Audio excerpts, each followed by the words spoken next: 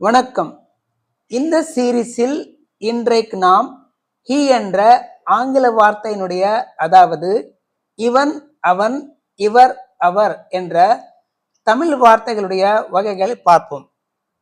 He இவன், அவன், இவர், அவர்.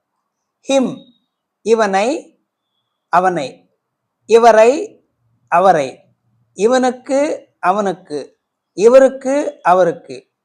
ஹிஸ் இவனுடைய, அவனுடைய, இவருடைய, அவருடைய. ஹிஸ் இவனுடையது, அவனுடையது, இவருடையது, அவருடையது. ஹிம்செல்ஃப் இவனே, அவனே, இவரே, அவரே.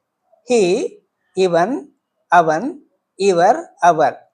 ஹிம் இவனை, அவனை, இவரை, அவரை, இவனுக்கு, அவனுக்கு, இவருக்கு, அவருக்கு. ஹிஸ் இவனுடைய, அவனுடைய, இவருடைய, அவருடைய. ஹிஸ் இவனுடையது, அவனுடையது, இவருடையது, அவருடையது. ஹிம்செல்ஃப் இவனே, அவனே, இவரே, அவரே.